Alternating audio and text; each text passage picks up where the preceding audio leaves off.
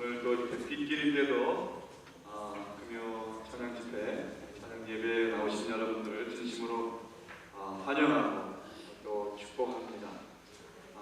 오늘은 특별한 시간이죠. 우리 이정식 선교사님을 모시고 그동안 하나님의 행하신 놀라운 일들을 생생하게 또 우리가 듣고 같이 기도하면서 하나님의 꿈을 다시 나눠보고 또 하나님의 나라가 정말 온 땅 가득히 세워지는 그 놀라운 구원 역사에 뒤에서 이렇게 기도하며 또 함께 참여하는 귀한 은혜의 시간을 우리가 갖게 됩니다.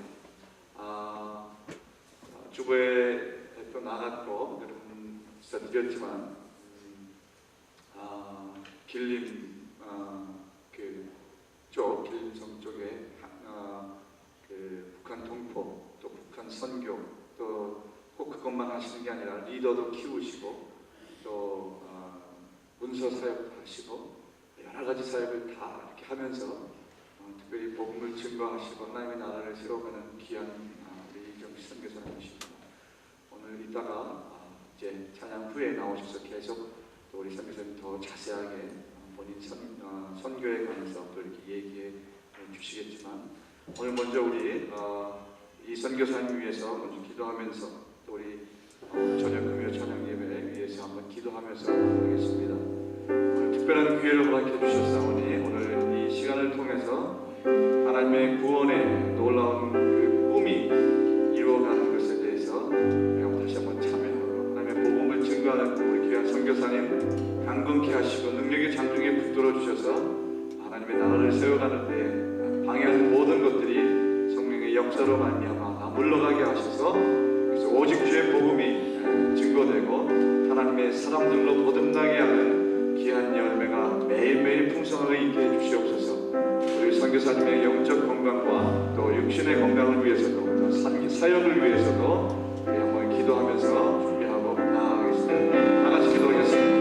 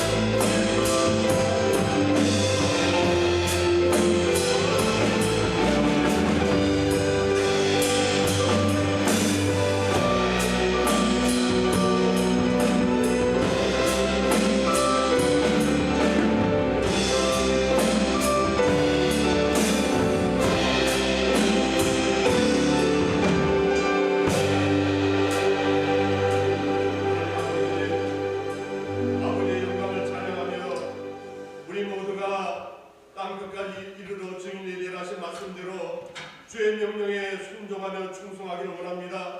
하나님의 생명을 우리에게 주셨은즉 그 생명으로 온 세상을 바꾸며 지금도 그 안에 쌓여있는 나라들을 열방을 주께 바치기를 원합니다. 그 뜨거운 소망이 이 시간 우리에게 나타나게 도와주시고 그 소망 가운데 우리 삶들이 형통하고 건강하고 번영하여 하나님의 위대한 역사에 모두가 참여하는 귀한 순간이 되게 도와주셨소서. 주님께서 사랑으로 이 교회를 쓰시고 모든 사람을 세우셨사오니 하나님 열방을 향하여 달려가는 우리 모두에게 하나님의 한나 되게 도와주시고 주의 영광의 축복이 충만하게 입안 내려 주시옵소서.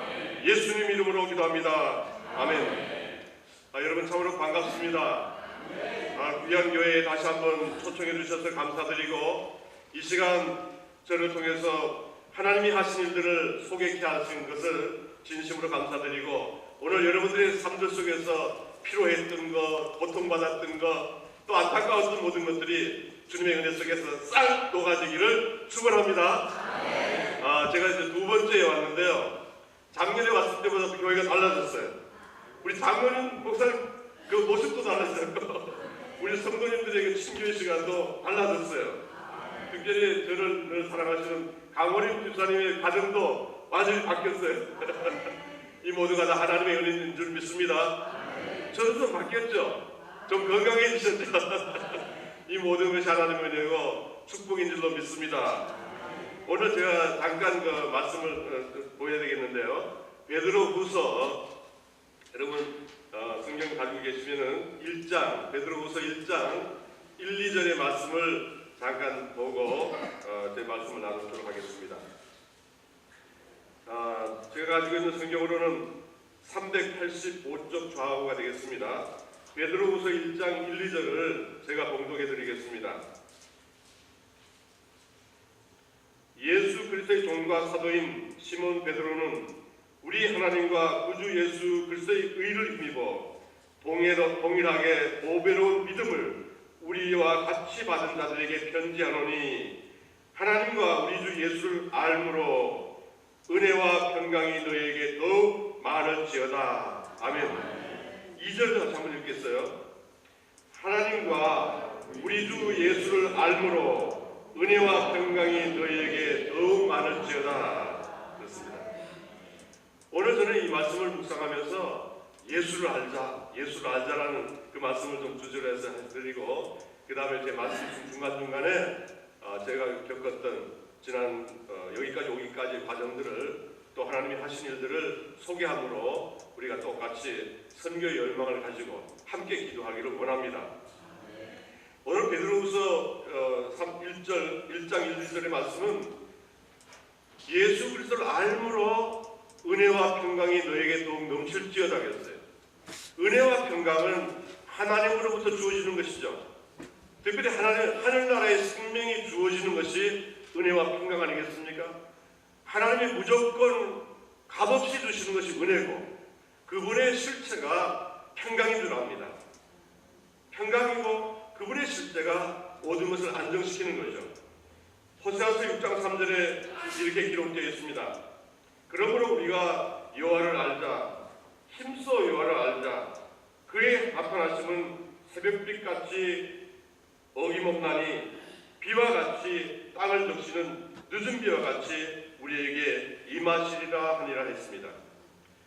우리가 여호와를 힘써 알기를 원하는 그것이 하나님께서 우리에게 주신 명령이고 그 아는 가운데 이른 비와 늦은 비와 같이 씨를 뿌리고 수확하는 은혜를 주신다고 했습니다. 우리 인생이 그냥 숨 쉬는 것만이 아니라 우리 인생이 창조의 목적대로 살아가는 것에 충만하기를 원하는 것이 하나님의 뜻이죠. 그러기 위해서 그분이 육신 되어신 예수 그리스도를 우리에게 주셨고 그런 믿음으로 우리가 의롭게 되었고 그 의 속에 우리가 세상의 사람들이 할 수 없는 하나님의 모든 영광을 나타내는 삶으로 인도해 주셨습니다. 자, 그러면은 우리 인생이 이른 비와 늦은 비 파종하고 수확하는 과정 속에서 필요한 것이 뭔가? 그것을 또 하나님께서 말씀해 주셨습니다. 야고보서 5장 7절에 보면은 그러므로 형제들아 주께서 강림하시기까지 길이 참으라. 보라 농부가 땅에서 귀한 열매를 바라고 길이 참아 이른 비와 늦은 비를 기다리나니. 그렇습니다. 우리 인생은 시작과 끝이 있죠. 하나님께서 특별히 우리를 맞아주시고 의로운 자로 만들어주신 그 과정 속에서 마지막 주님을 보는 날까지 우리 모두가 다 성공하기를 원합니다. 하나님 안에서 온전한 삶을 살기를 원합니다. 그 과정에서 필요한 것이 참음 아니겠습니까? 기다림 아니겠습니까? 뭔가 풍성한 수확을 가지기 위한 기다림과 참음과 인내와 믿음의 역사가 바로 필요한 것이죠. 이렇게 우리 주님께서 베드로후서 1장 1, 2절을 통해서 또 호세아서 1장 3절을 통해서 야고보서 5장 7절을 통해서 우리에게 주신 말씀입니다. 그러므로 여러분들은 주님의 교회에서 함께 예배를 드리며 신앙생활을 하면서 매일매일 삶들 속에 예수를 알아가고 그 예수를 알아가는 과정 속에서 온전한 삶들을 살리라고 믿습니다. 저는 선교사로서 지금 선교 지역에 12년째 지금 사역을 하고 있고 준비 기간까지 14년 그렇게 됐습니다.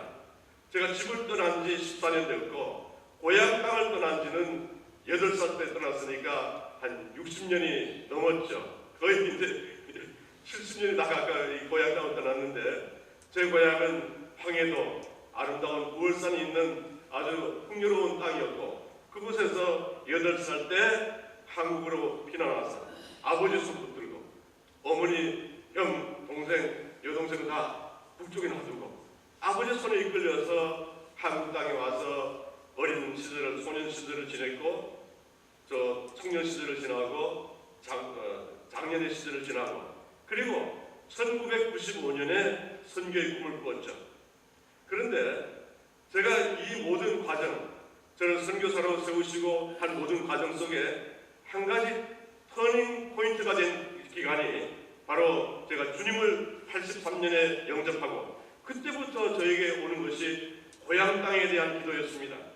물론 어머니가 사시고 형제들이 사시고 어릴 때 떠나온 고향이기 때문에 동경하는 마음이 있어서가 아니라 뭔가 고향 땅에 다시 한번 회복시키려는 그런 마음이 자꾸 일기가 시작했고 그때부터 고향 땅을 위해서 기도하기 시작했죠. 여러분은 제가 사는 그 연변 땅에 유명한 사람들이 많이 있습니다. 우리 한반도가 일제히 침략당했을 때 그 기간 동안에 어려움 당할 때 한반도를 다시 회복시키자는 많은 사람들이 연변 땅에 몰려와서 연변 땅에서 학교를 세우고 또 독립군으로 여러 가지 활동을 하면서 특별히 믿음의 사람들이 그 일의 중심이 되어서 여러 가지 일들을 독립투쟁을 했던 역사를 압니다. 그분들에게 있었던 마음이 뭔가 하면 예수 그리스도를 알므로 해서 예수 그리스도의 사랑 속에 깊이 들어가서 그분들이 무엇을 해야 될지를 알았기 때문입니다. 저도 83년에 예수를 믿고 그때부터 그 사랑 속에서 제가 해야 될 일, 하나님이 원하시는 일이 무엇인가를 생각하고 고향 땅을 위해서 기도하면서 준비했던 것이죠. 여러분 연변 땅에 그리스도의 사랑으로 나라와 민족을 구하기 위해서 애썼던 많은 사람이 있는데 그 중에 젊은 사람 윤동주라는 분이 있어요. 윤동주는 1917년생이죠. 그리고 1945년 2월 달에 한반도가 일제 압력에서 독립하기 6개월 전에 순교한 분이 계셔요. 28살 젊은 청춘에. 그분이 한 노래가 있습니다.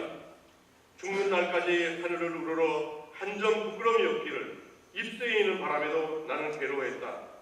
별을 노래하는 마음으로 모든 죽어가는 것을 사랑해야지.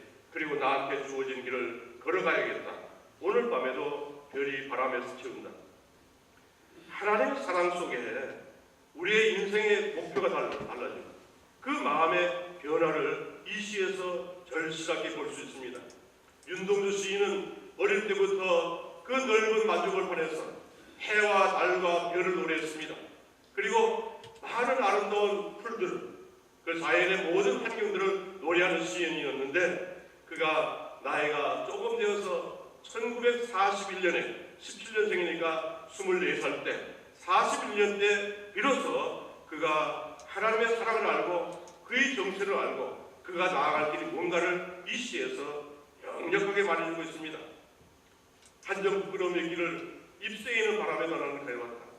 그러니까 자기가 이르고 살아오는 것이 부끄럽고 앞으로 살아갈 동안에도 뭔가 자기 생각에 잡혀서 자기 중심적이고 이기적인 생각까지도 부끄러움을 느끼는 그런 순전한 마음으로 하나님의 사랑으로 변화된 것을 볼 수 있고, 그리고 변을 노래하는 마음으로 모든 죽어가는 것을 사랑해야지 비로소 하나님의 정체성, 하나님이 갖고 있는 사랑의 본질을 깨닫고 사랑 안에서 자기 몸을 희생하는 귀한 일을 했습니다. 그분이 또 말년에 노래한 시가 있습니다. 내 인생에 가을이 오면 하는데 이라는 시인데, 이 가을은 우리 인생에서 우수가 차있는 그런 가을이 아니라 우리 인생의 마지막 때 풍성한 수확을 드려서 하나님께 드리는 그때가 되면 하는 마음으로 한번 들어주시기 바라겠습니다. 내 인생에 가을이 오면 나는 나에게 물어볼 이야기가 있습니다. 내 인생에 가을이 오면 나는 나에게 사람을 사랑했느냐고 물을 것입니다. 그때 가벼운 마음으로 말할 수 있도록 나는 지금 많은 사람들을 사랑하겠습니다. 여러분, 우리 인생의 마지막 때 사랑으로 만든 수확, 사랑으로 이루어진 인생의 마지막을 주님 앞에 드리는 것처럼 보람되고 탁월한 것이 없으리라고 믿습니다. 제가 주님을 알고 그리고 1999년 10여 년 지난 다음에 10년 동안 기도했던 그 결과가 시작이 어떻게 됐는가 하면은 금강산을 구경 가는 것이었습니다. 금강산이 개통이 됐어요. 현대 정주영 사장하고 김정일 우리 북한의 주석하고 해서 금강산이 개통이 됐어요. 근데 기도했던 고향 땅은 못 가지만 금강산 북한 땅이라도 밟아야 되겠다고 제일 먼저 아내와 배를 타고 새벽에 금강산 입구에 내려서 1박 2일로 금강산을 구경하고 그 북한 사람을 만나보겠다고 갔지만은 그곳에는 북한 사람이 없었습니다. 고계단이 북한 사람이었고 그리고 중간중간 길을 지키는 사람은 북한 사람이었어요. 그러나 식당에서 봉사하고 서버하고 매점에서 물건을 파는 사람은 북한 사람이 아니었습니다. 그 사람들은 다 연변 조선족이었어요. 그것에서 이분들이 금강산을 개방한 것도 온전한 개방이 아니구나. 한국의 어떤 재정적인 지원 그리고 물질을 원하는 것이었구나. 그때부터 저는 다시 기도했어요. 하나님, 제가 이 금강산에 와도 북한의 사람들을 만날 수 없고 그들과 접촉할 수 있는 길도 없으니 더 깊이 들어가게 해주십시오 하고 기도했을 때 제가 고향 땅에 가까운 더 연변 두만강가에 가게 됐죠. 그때 저는 그랬어요. 이 사랑, 하나님의 사랑 속에서 하나님의 사랑을 알아야 하나님을 안다고 그랬죠. 하나님의 사랑을 베풀어야 하나님을 안다고 말씀하신 내용이 바로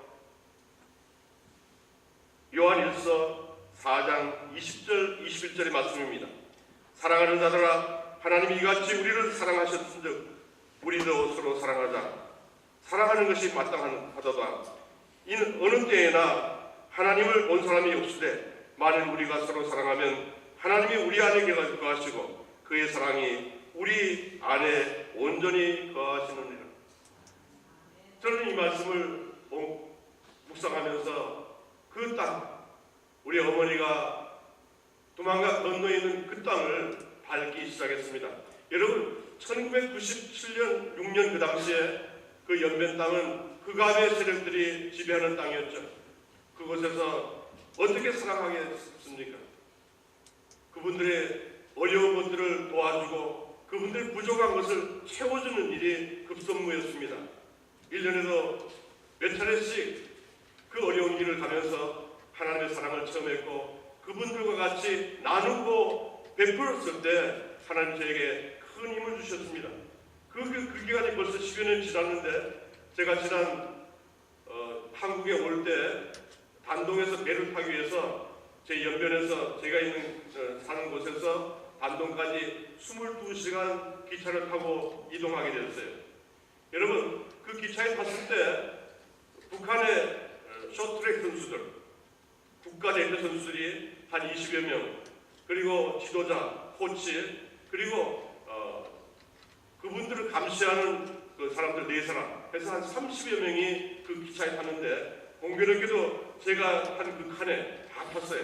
탔는데 그분들이 4개월 동안 연변에서 국가팀이 훈련하고 귀대하는 중이었어요. 북한으로 들어가는 중이었어요. 근데 거기서 저녁을 먹고, 그 다음에 아침을 먹고, 그 다음 점심을 3끼를 먹고, 그 다음에 이제 기차에서 내려가지고 그분들은 단동 철교를, 신의주 철교를 통해 가지고 북한으로 들어가는데, 그 3끼를 먹는 동안에 먹는 걸 가만 봤어요. 잘 먹어요. 그러니까 연변에 있는 많은 사람들이 사랑으로 그들을 후대하고, 그 다음 4개월 동안 돌보고, 가는 동안에 밥술하고 많은 것을 이렇게 준비해서 주셨어요. 그런데 마지막 식사 때 제가 참 충격을 받았어요. 이제 좀 도착하기 얼마 전에 점심을 먹는데, 나머지 음식을 주는데, 코치하시는 분들이, 지도자들이 먹던 돼지고기 요만큼을 그 학생들한테, 그 선수들한테 주는 거예요. 그 선수들은 14살부터 21살까지. 근데 애들이 다 잘생겼어요. 말끔해요. 그래서 4개월 동안 연변에서 잘 먹고 잘 지냈으니까, 또 좋은 환경 속에서 있으니까 얼굴은 아주 좋더라고요. 선생들은 좀 이렇게 시커멓고 좀 찌들고 뭔가가 좀 이렇게 이질감이 느껴요. 그리고 애들도 우리 코치나 이 선생 지도자분들도 우리들이 왔다 갔다 하면은 눈치를 보고 말을 크게 못해요. 그 22시간 가는 동안 그 아이들이 활발하게 이야기를 별로 못 들었어요. 자기들 이야기할 때 조용조용히. 그리고 지도자들이 다니면은 그냥 눈을 깔고 그냥 눈치를 살피는 그런 모습이었어요. 근데 마지막 식사 때 그 지도자가 돼지고기를 만큼 갖고 와서 그 선수들에게 주면서 하는 말이 아직도 제 가슴에 치고 있어요. 야, 이거 빨리 먹으라. 이제 들어가면 구경도 못해요. 이래요. 여러분, 구경도 못해. 어디 국가선수, 체육선수들이 그걸 먹지도 못해가 아니라 많이 먹을 기회가 적다는 이런 표현이 아니라 구경도 못해라는 말 속에 제 가슴이 뚫립니다. 내 속에 일어나고 있는 이 사랑, 하나님이 주신 사랑, 하나님이 행하게 하신 이 사랑이 이 땅에 빨리 들어가야 돼요. 이 땅에 빨리 들어가서 굶주리고 눈치 보며 고통받는 저 사람들 속에 접합돼야 되겠다. 그동안 연변에서 10여 년 동안 환경이 변화되는 것을 봤기 때문에 빨리 들어가야 할 마음이 더 불현듯 일어났어요. 제가 그 사람들을 만나서 그 이야기 듣기 전까지는 통일이 되겠지, 통일이 빨리 오겠지, 통일이 오면은 들어가자 했는데, 그때 제 생각이 바뀌었어요. 통일이 오기 전까지라도 갈 수 있으면 가야 되겠다. 갈 수 있는 기회를 주님께 달라고 고백했어요.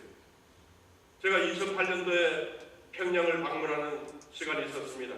뉴질랜드에 있는 제 후배가 안내해서 갔었는데요.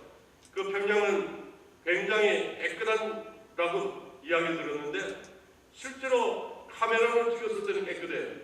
실제로 도시를 지나다니고 골목을 지나다니고 평양역 앞에 갔을 때는 지저분했어요. 멀리서 보면 깨끗해요. 그리고 매연이 화력발전소가 2개가 있어서 그곳에서 뿜어내는 매연들이 도시를 시커멓게 만들었어요. 사람들은 빨리 걸어다니지만 사람들과의 눈맞춤이 없었어요. 그 사람들은 뭔가 먹는 것 같지만 피부는 얇아서 기름기와 윤기가 없었어요. 그리고 그들의 눈들은 아주 무섭게 보였어요.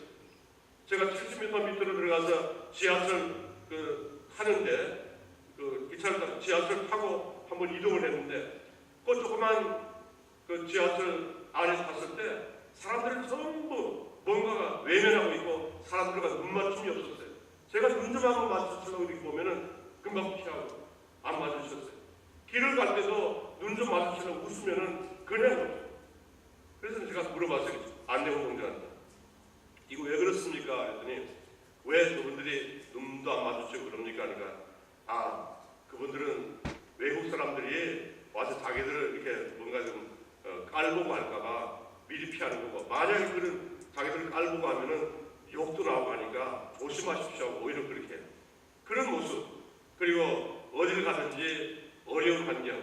그러니까 아침 새벽에 이 고속도로를 쭉 달려가는데 평양 시내에서 외곽으로 달려가는데 이 외곽에서 평양 시내로 들어오는 사람들은 뭔가 무거운 짐을 지고 그냥 이 고개를 한 45도 막 달려가다시피 걸어가요. 그래서 물어봤어요. 안 되고 저 사람들은 어디서 오는 겁니까? 그러니까 한 20km 정도, 그러니까 한 50리 정도에서 출발해서 지금 평양 장마당에 와서 물건을 팔려고 하는 모습이에요. 그런 모습에 사람들은 사는 걸 2008년에 봐왔죠. 그리고 지금 저희가 사역하고 있는 연변당의 지도자들이 많이 일어섰습니다.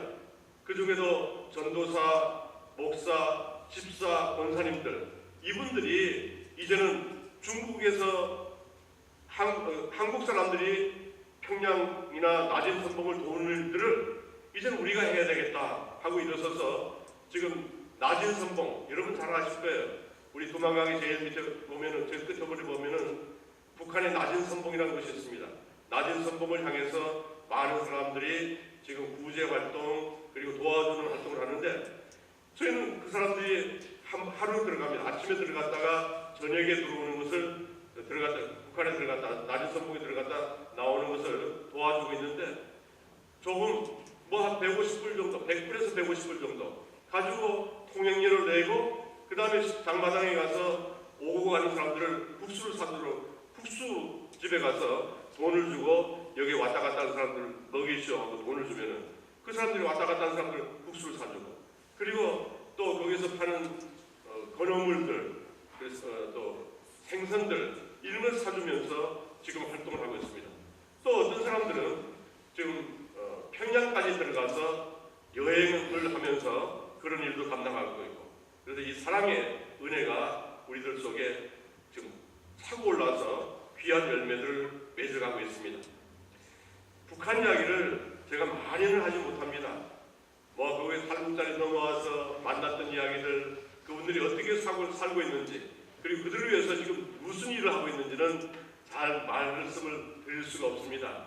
그 말씀은 여러분들이 한번 오셔서 직접 보고 방문하고 만나보면은 정말로 이런 사역들이 얼마나 귀한 것이고, 그리고 그분들을 통해서 우리가 해야 될 일이 평양까지 들어갈 수 있는 길이 열려 있음을 알고 우리들에게 다시 한번 세기를 주시리라고 믿습니다. 우리 윤동주 시인은 2절에서 이런 말씀을 했어요. 내 인생의 가을이 오면 나는 나에게 열심히 살았느냐고 물을 것입니다. 그때 자신 있게 말할 수 있도록 나는 지금 맞이하고 있는 하루하루를 최선을 다해 살겠습니다. 우리 시편 126편 6절에 이런 말씀이 있죠. 울며 씨를 뿌리러 가는 자는 정령 기쁨으로 그 단을 가지고 돌아오리라 하는 말씀이 있습니다. 여러분, 우리 인생 속에서, 특히 믿음의 사람들 속에서 해야 될 일이 삶을 최선을 다해서 사는 사람 아니겠습니까? 특별히 우리 믿음의 사람들이 환경에 지배받고 어떤 여건에 지배받고 내가 가지고 있는 한계에 지배받는다는 것은 정말 바람직한 것이 아니죠. 하나님은 우리에게 그 여건을 뛰어넘고 환경을 뛰어넘고 자신의 모든 것을 뛰어넘어서 그리스도 예수 안에서 그리스도와 함께 그리스도의 말씀 안에서 거할 때는 무엇이든지 구하라고 하셨습니다. 그리고 구한 대로 받으리라고 약속하셨습니다. 제가 연변 땅에 가서 북한 땅을 바라보면서 북한이 가장 가까운 두만강가에 조그마한 과수원 농장을 하나님께서 준비해 주셨습니다. 그 과수원은 21년 전에 우리 지금은 할아버지 됐지만 그때는 장년인 두 부부가, 어린아이가 없는 두 부부가 들어가서 거기서 땅을 일구면서 예배 주소를 만들고 그 지역 한 50여 호 되는 지역을 살리는, 영적으로 살리는 그런 일을 감당했던 곳입니다. 그곳에 제가 8년 전부터 그곳에 가서 그분들을 도와서 선교 사역을 하면서 많은 일을 했는데 그분들은 한계가 있었어요. 주민들과 잘 융합하지 못했어요. 자기들은 한다고 열심히 하는데 주민들이 따르지 않았어요. 그분들이 있는 17년 동안에 성도가 한 사람밖에 안 됐어요. 한 사람. 저는 이유를 가만히 봤는데 그분들 속에 사랑, 그리고 삶의 최선을 하는 그 모습이 없었어요. 사랑도 자기들의 한계 속에서 사랑을 했고 자기들의 여건 속에서 사랑을 했어요. 그리고 한계도 자기들은 최선을 다한다고 하는데 최선을 다하는 모습이 좀 부족했어요. 여러분, 농촌에서는 그 농번기가 되면은 손이 달립니다. 또 아주 구석진 곳이기 때문에 사람이 필요한데 그분들은 젊지만, 그 당시 젊었지만은 도울 생각을 안 하고 자기 농장만 한 2,000여 평 되는 한국 평수로 그것만 돌보는 일에 최선을 다했고, 그곳에서 나는 자기들 최선을 다해서 나온 곡식과 그것을 나누는 생활도 안 했어요. 제가 보니까 하면. 그래서 결국은 2007년도부터 몸이 아프기 시작하고 결국 2008년에 은퇴를 하게 되었어요. 몸이 아파서도 할 수 없어요. 그리고 1년 동안 비 오는 동안에 제가 기도했습니다. 하나님, 저곳에 새로운 사람, 정말 하나님의 사랑을 알고 최선을 다해서 인생을 살면서 이 동네를 영적으로 부흥시키고 또 육신적으로도 부흥시킬 수 있는 그런 사람을 보내주십사 했을 때 2009년 4월 부활절 그 다음 날 50대 부부가 왔어요. 여자분이 전도사예요. 남편은 집사님인데 허리를 못 쓰는 사람이에요. 그런 분이 왔어요. 그 여자분은 목회를 하고 남성분은 농장을 관리해야 되는데 허리를 못 쓰니까 한계가 있어요. 그래서 저는 기도했죠. 집사님, 전도사님, 이곳에서 하나님이 건강 주시고 하나님께서 하실 일을 충분히 하도록 기회를 주실 겁니다 하고 기도했어요. 그랬을 때 이분들이 과수를 농장이 한 450주, 지금은 한 600주가 넘었어요. 계속 심어서. 근데 과수 농사를 할 수 있는 그런 기술이 없었어요. 1년, 2년, 3년, 작년까지 거기서 먹을 수 있는 과실이 나오지 않았어요. 그런데 그 과정 중에서 이 남자 집사, 김 집사님은 자기가 최선을 다해서 일했어요. 그리고 기도해서 1년 만에 허리도 나았고, 그 열심히 어떻게 했는가 하면은 동네에 가서 과수, 다른 과수에 가서 도와주고, 거기서 약을 뿌리고, 비료를 뿌리고, 가지치기를 해주고, 그걸 도와주면서 그 기술 있는 사람한테 전수를 받아가지고 아주 열심히 해서 원래 지난 10월 달에 수확을 했는데요. 이만한 사람, 애기 머리만한 사람, 이것이 40상자, 조금 적은 게 80상자, 아주 적은 게 60상자, 180여 상자가 나올 정도로 그렇게 수확하는 모습을 봤어요. 여러분, 우리는 가진 것 없다, 내 한계에 눌려 사는 것은 믿음의 역사가 아니죠. 내가 가진 것 없어도 하나님이 축복하시고 구하면 주시는 그것을 우리가 믿고 나갈 때 무에서 유를 창조하는, 그리고 우리가 전혀 생각하지 못했던 그런 선교 사역을 할 수 있었습니다.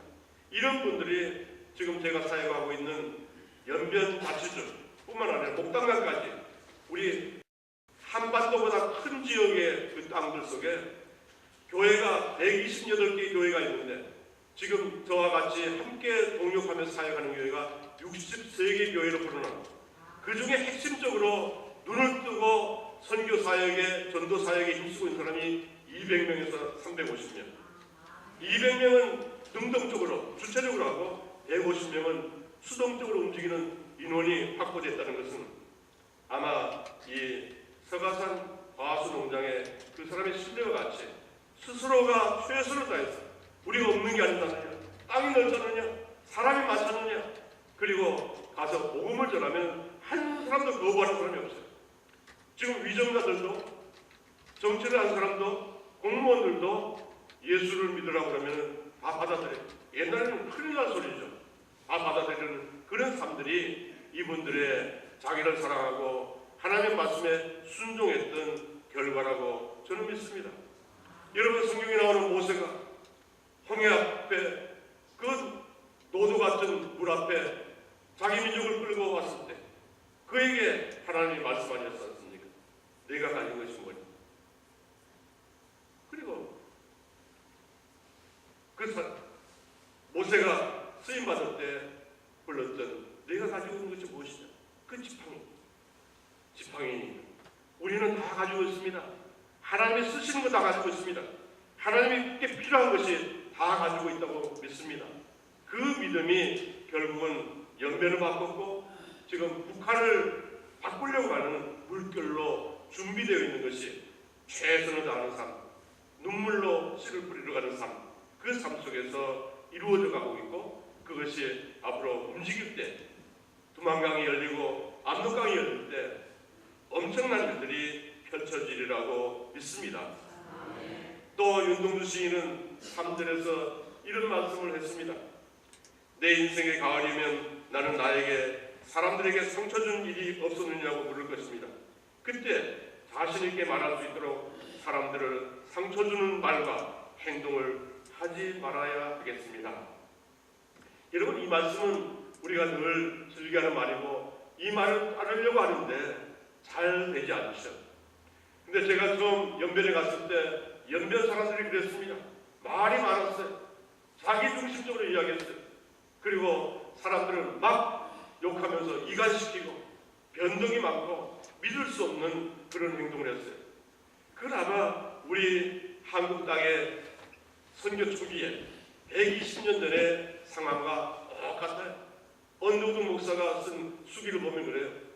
사기를 당하고 거짓말하고 꾀를 부리고 핑계대는 한민족을 이야기했던 내용들과 똑같아요. 저는 그때마다 언더우드 선교사에 와보라 했던 그 회고록을 보면서 저에게도 다짐을 했습니다. 이들이 지금 하는 행동들은 변화될 수 있다. 한국 땅이 그렇게 됐잖아요. 선교의 역사 속에 민족을 변화시키고 사람을 변화시키는 그 물결을 하나님이 주시지 않느냐. 나는 할 수 없지만은 하나님이 나에게 입술을 제어할 수 있는 능력을 주고 그 말을 제어할 수 있는 능력을 주시라고 믿는다고 하고 처음부터 야고보서 1장 26절의 말들을 그들에게 선포했습니다. 누구든지 스스로 경건하다 생각하며 자기 혀를 재갈 먹이지 아니하고 자기 마음을 속이면 이 사람의 경건은 헛것이다. 그렇습니다. 경건은 무엇입니까? 하나님을 두려워하는 것이 아니라 공경하는 것 아니겠습니까? 하나님께 순종하고 충성하는 것 아니겠습니까? 그런 사람들 속에 그 말이 이상한 말이 나오고 한다면 그것은 경건의 삶을 안만 살아도 다 헛것이라는 야고보 우리 사도의 그 말씀처럼 저는 엄중하게 그분들에게 처음부터 이야기했습니다. 여러분들 말할 때마다 생각하십시오. 말할 때마다 하나님의 음성을 들으십시오. 잠언서 18장에 있는 죽고 사는 것이 이 혀에 있느니라. 죽고 사는 것이 당신들의 말입니다. 남을 죽이는 것도 물론이지만 당신도 죽습니다. 경고를 하고 이야기했습니다. 우리 사람들은 하나님이 쓰시는 거 다 좋아서 쓰는 것 없습니다. 저도 그렇습니다. 저만 봐도 알아요. 제 속에 좋은 성품 몇 가지 안 됩니다. 하나님 보시기에. 사람 보기에도 몇 가지 안 됩니다. 100가지, 10가지라면은 한두 가지 좀 좋다. 한두 가지 하나님이 쓰시는 거죠. 그렇지 않습니까? 스스로를 볼 때도 그런데. 그래서 이분들한테 이야기했어요. 앞으로 상처 주는 말이나 어리석은 말을 하면은 이제 우리 공동체에서 퇴출시킵니다. 하고 막 말씀했을 때 그분들은 정말로 따라주셨어요. 지금 연변에서 한 가지 좋은 것은 사회주의 교육을 받아가지고 윗선에서 명령하면 그대로 다 지켜줘요. 죽는 신인데 목사님들은 거기서 왕이 되고 같은 거 목사님들 강단에서 딱 이야기하면 그대로 다 지켜주세요. 안 지키는 사람 없어요. 그만큼 사회주의 교육의 결과라고 생각해요. 개성은 좀 없지만은 그래도 그런 점에서는 이분들이 잘 따라줘서 감사한데, 그래서 제가 여러분들이 듣는 말씀에서 좀 이상한 말, 좀 이렇게 남을 헛뜯고 이상한 말은 나쁜 소문은 당신에서 스톱하시오. 그리고 좋은 소식은 막 전하죠. 고일하면 다 끝납니다. 그랬을 때 따라했어요. 따라줬어요. 그래서 저도 그분들 앞에 절대 남의 어떤 잘못, 나에게 잘못한 거, 공동체 훈련 중에 잘못한 거, 실수한 거 절대 따지지 않았어요. 책임을 묻지 않았어요. 저분이 지금 어려워하고 있으니까 저분이 쓰시는 하나님께 저분에게 새로 힘을 주기를 원합니다 하고 기도해 드렸죠. 근데 이분들이 따라오셨어요. 지금은요, 자기들끼리 뭐 어려운 사람이 있으면 찾아가서 기도해 주고 자기들끼리 정말 나누고 베풀면서 아름다운 교제 일을 해요. 그거 볼 때마다 하나님이 이곳에 사랑을 쏟아부으시고 나를 쳐서 복종시키면서 그들 앞에 하나님의 영광의 능력을 나타낼 수 있도록 해주신 주님께 감사하는 거죠. 우리들 교회 공동체만큼은 정말로 나쁜 소문이 오간다는 것은 제가 그 말을 드립니다. 좋은 소문은 얼마든지 오가야 되죠. 그 나쁜 소문들은 나 스스로 삼키고 나 스스로 기도의 제목으로 무릎 꿇고 그리고 하나님의 영광의 능력이 나타나도록 해야 될 줄로 믿습니다. 그렇게 해야 그 훈련을 받아야 북쪽 땅, 북녘 사람들 뭐하죠? 우리 여동생이 지금 평양에 살고 우리 어머니가 도망강 끝에 사는데요. 이 딸이 엄마를 속여요. 제가 이렇게 준 물건도 엄마한테 다 배달이 안 돼요. 야, 내가 알기 때문에 야, 요건 네가 가지고 요거는 엄마가 더 드리라 이러면 다 배달이 안 돼요. 그만큼 어려워요. 왜? 생존해야 되니까. 내일을 모르는 사회 아닙니까? 내일 어떻게 될지 모르지 않습니까? 뭔가 숨겨두고 감춰두고 그걸 또 있어도 또 감춰두고 숨겨두고 그리고 누군가한테 거짓말하고 남의 것 훔치고 도둑질하고 그런 일들. 그래서 얘 동생이 이야기해요. 오빠, 내가 지금 남편이 돌아갔어요. 돌아갔는데 군인이었는데 그 군인 가족들은 평양에 사니까 좋은 신분에 좋은 우대를 받은 사람인데 그래도 돼지 2마리를 키워가지고 1년에 조금씩 자급자족하는데 좀 보탬이 되도록 한대요. 근데 그 돼지를 어떻게 키우는가 하면은 땅을 파가지고 그 땅 밑에 이렇게 해가지고 위에 뚜껑을 덮어서 사무실을 꽉 담그는 정도로 어디 나가다니면 돼지를 가져갈까 봐. 그런 정도로 어려운 삶들을 살고 있죠. 여러분, 그래서 그런 사회에 이 조선족들이 앞으로 북한 선계에 새 전방에 써야 될 텐데 그런 사람들이 그 품성을 바꾸지 않으면 가서 영향력을 못 끼치죠. 그래서 이 말을 말조심하고 좋은 일만 이야기하고 좋은 일만 선전하는 의를 훈련시켜서 지금 200명을 확실하게 어디 내놔도 손색이 없는 그런 지도자들로 다 썼습니다. 여러분, 우리 공동체, 여러분 공동체, 우리 믿음의 공동체에 아름다운 사랑의 말과 사랑의 노력들만이 있기를 주의 이름으로 축원을 드립니다. 그리고 네 번째, 우리 윤동주 시인이 한 또 다짐하는 말이 있습니다. 내 인생에 가을이 오면 나는 나에게 삶이 아름다우냐고 물을 것입니다. 그때 기쁘게 대답할 수 있도록 내 삶의 날들을 기쁨으로 아름답게 가꿔야 되겠습니다. 하는 말씀이 있습니다. 여러분, 빌보서 4장 4절에 기뻐하라 기뻐하라 기뻐하라는 말씀이 나옵니다. 왜 기뻐합니까? 우리의 환경과 형편을 보면 기뻐할 일이 적죠. 그러나 하나님의 구원의 역사의 깊은 것들을 생각할 때마다 온전한 자유를 주시고 생명을 주시고 부여를 주시고 건강을 주시고 그리고 하나님의 사람으로 올라가는 삶을 사는 것이 바로 기쁨 아니겠습니까? 여러분, 저는 이야기를 많이 들어요. 우리 믿음의 삶들 속에 올라가고 내려가는 일들이 많다고 이렇게 이야기하고 하는데 저는 그걸 인정하지 않습니다. 믿음의 사람들 속에는 이 삶, 구원의 의미를 깨닫고 구원의 가치를 깨닫고 나 같은 보잘것없는 인간, 전에는 어둠이었고 전에는 죄의 노예였고 그리고 죽음에 살던 나를 구원해 주셔서 밝은 길로 인도하신 그것을 보면서 우리는 생각한다면 올라가는 일만 있을 뿐입니다. 저는 그걸 확신합니다. 절대 내려가지 않습니다. 구원의 기쁨을, 구원의 확신을, 구원의 역사를, 구원의 위대함을 노래하고 묵상할 때 우리는 그 속도가 천천히 가든지 빨리 가든지 차이만 있지 내려가는 일은 절대로 없으리라고 믿습니다. 선교지에서 그렇습니다. 저는 모든 사람이 이 말씀을 깊이 묵상하면서 말씀을 전하고 있습니다. 그 성경의 여러 부분에서 나오는 하나님의 은혜를, 하나님의 위대한 계획들을 이야기하면서 선한 일을 시작하시니까 풍성함으로 돕지 않겠느냐 하는 그 말씀 속에서 그 믿음으로 무장해서 올라가는 일, 기쁨으로 자기 인생을 돌보는, 삶을 돌보는 그런 사람들을 만들어가기에 노력하고 있습니다. 우리 어머니가 이야기했어요. 1999년 저와 만났을 때 얘야, 나는 너를 만나고 네 가족이 그렇게 행복하게 산다니까 그거 소식 들은 것 받을 것이다. 더 염려하지 마라.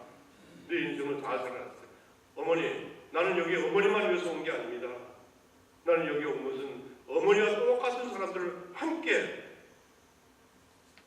인도하고 함께 잘 살 수 있게 해서 왔습니다.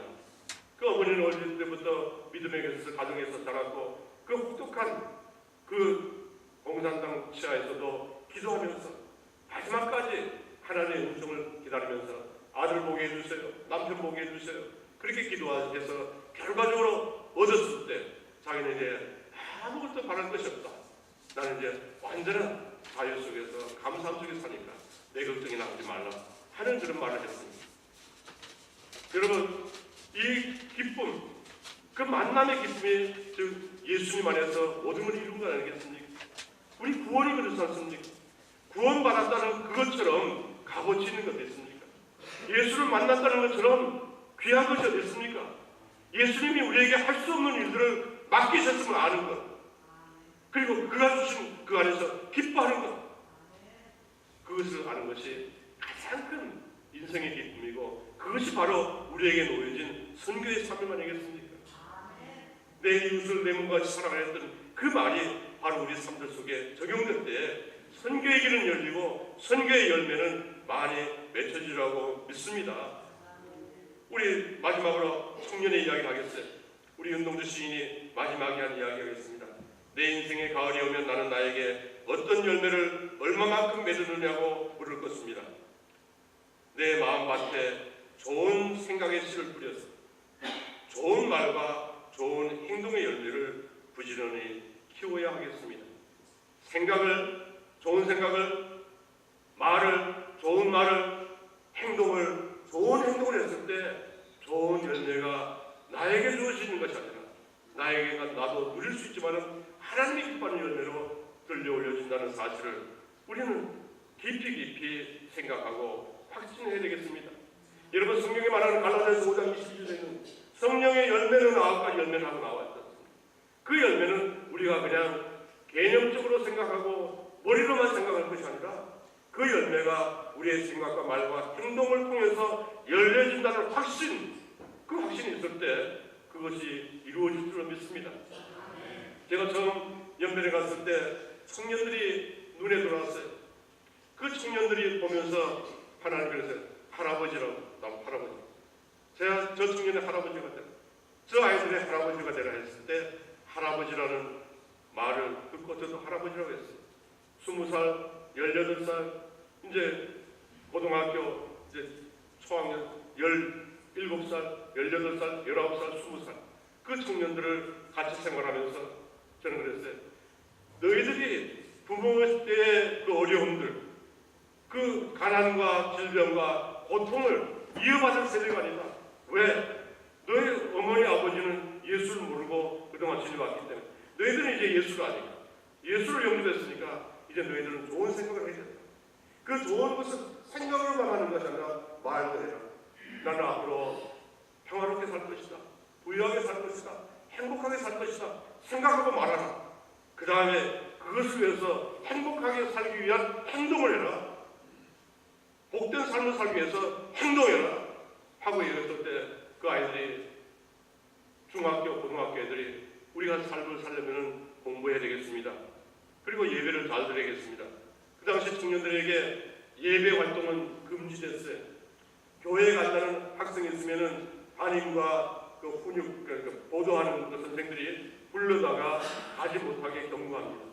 한두 번 하면은 또 체요, 매로 때립니다. 벌을 줘요.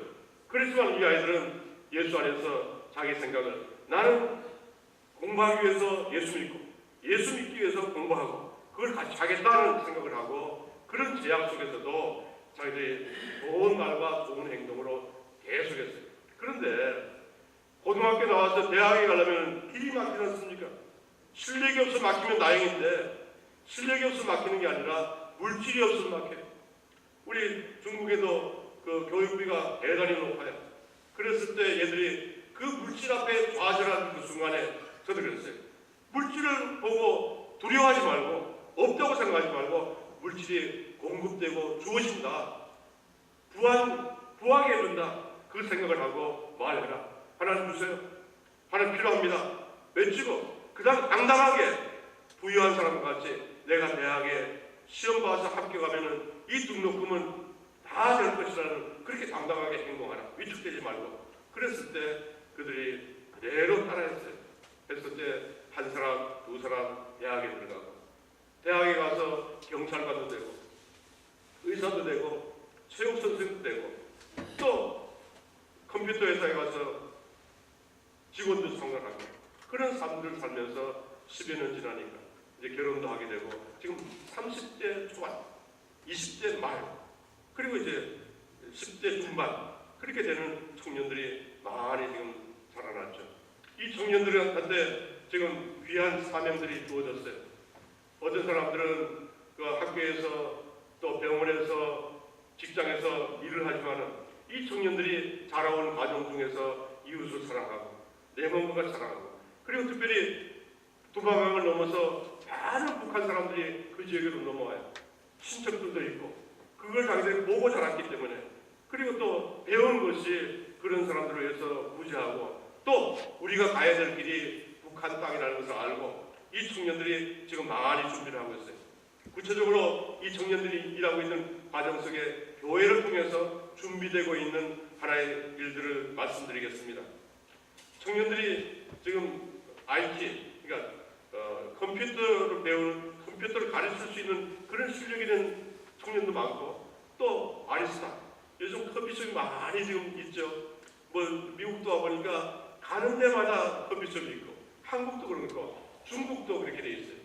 그런 문화 공간이 중국에도 지금 접목이 됐어요. 아주 신선한 문화 공간이죠. 특별히 제가 사는 연변 땅에는 그런 저질스러운 그런 회폐적인 업소도 있지만은 건전한 그런 공간도 많아요.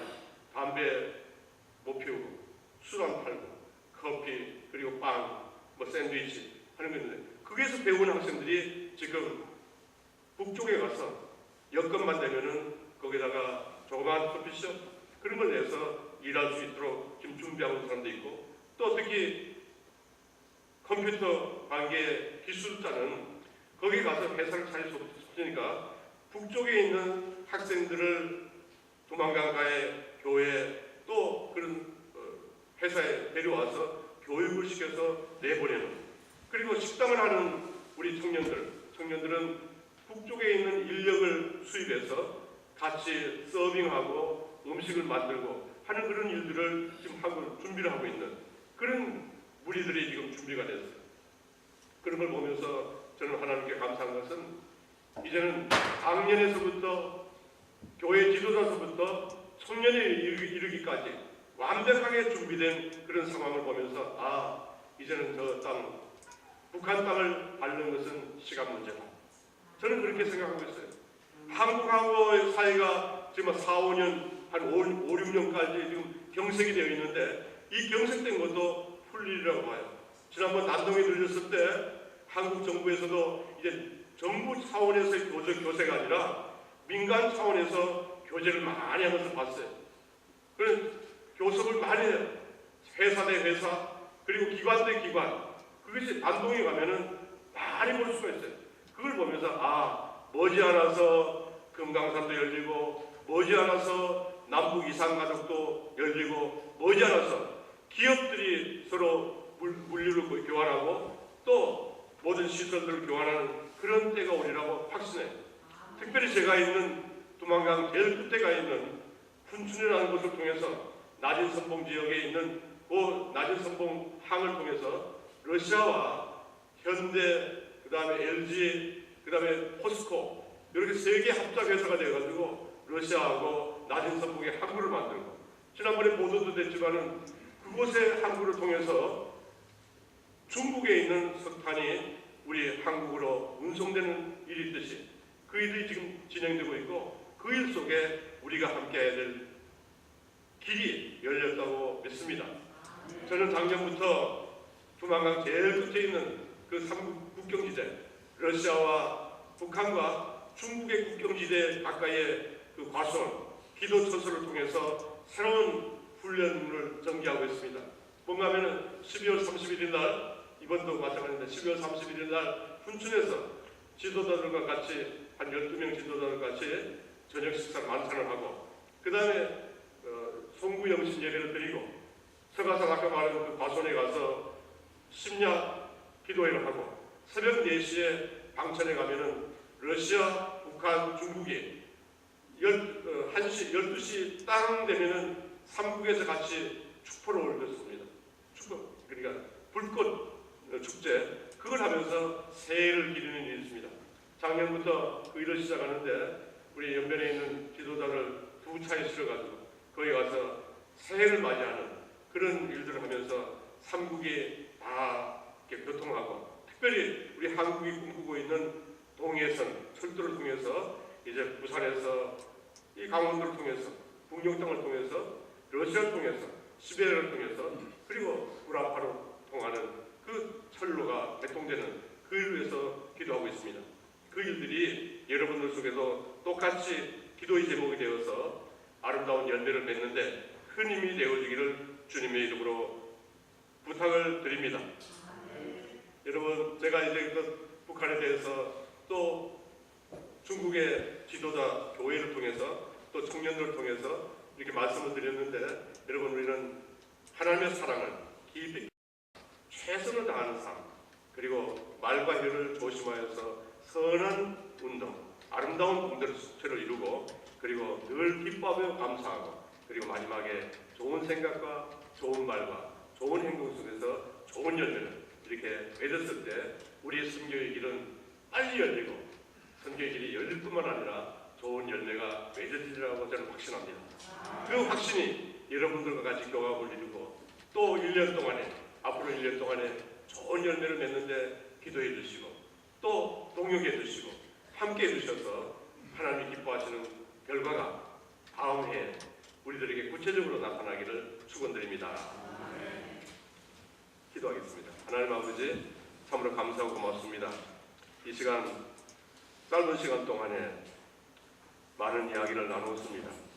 그 주제는 예수를 알므로 그 예수님의 그 실체, 사랑 속에서 나를 저서 복종시키고 그리고 하나님의 사람들로 선한 영향력을 끼치고 그리고 기쁨 속에서 아름다운 열매를 맺어드리는 것 아니겠습니까? 그 일을 위해서 우리가 달려갈 길은 저 북한뿐만 아니라 저 시베리아도까지도 저 땅끝까지도 이르러 증인된 삶을 사는데 귀한 걸음이 될 줄로 믿습니다. 이 일을 위해서 우리 주님의 교회 모든 사람이 하나 되어서 귀하게 쓰임받게 해주시고 그 쓰임받을 때 하나님 기뻐 받아주시기를 간절히 바라고 나며 그 일로 인하여 이 교회가 번영하고 형통하고 흥왕하여 하나님의 귀한 역사가 나타나게 축복하여 주시옵소서. 예수님 이름으로 기도합니다. 아멘.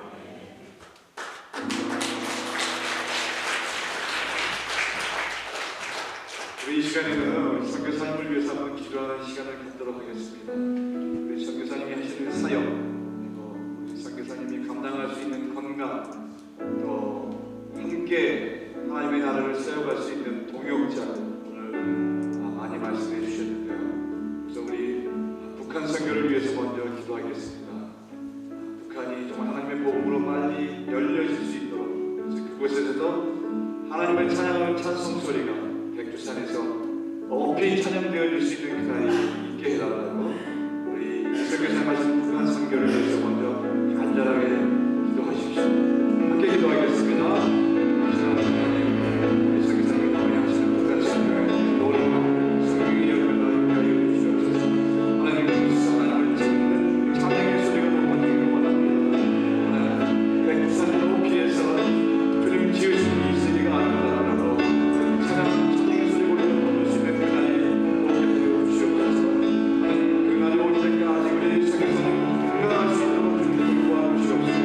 지금 하나님을 말미암아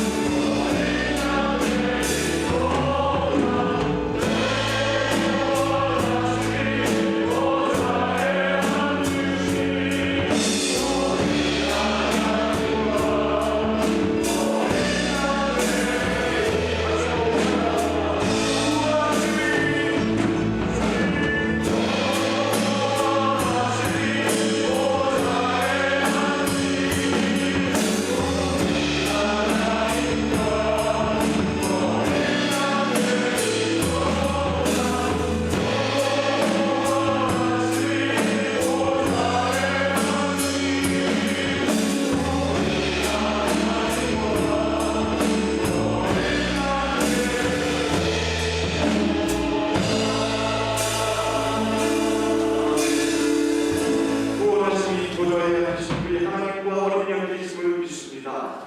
하나님 그 영광을 받아 주시옵소서. 또 수고하신 우리 선교사들 능력의 장중에 붙들어 주심으로 말미암아 이 일을 주님 주신 그날까지 사명 감당하기 위하여 하나님 무릎 꿇고 기도할 때에 하늘 문을 열어주셔서 기도의 모든 응답들이 하나님 다 이루어질 때까지 하나님 강건함으로 지켜주시고 많은 동역자들도 보내주시고 필요 이상의 재정도 주님 충당하여 주셔서 하나님 북한이 하나님의 복음으로 넘쳐나는 그 일을 우리 선교사를 통하여 이루어 주시옵소서. 영면에 있는 주의 전륜을 통하여 하나님의 나라가 확장될 수 있도록 저들을 붙들어 주시고 신원신을 강공하여 주시옵소서. 우리 예수 그리스도의 은혜와 하나님 아버지의 원하신 사랑하심과 성령님의 감동 충만하시니 하나님 받은 사랑이 너무 크고 주의 복음을 증거하지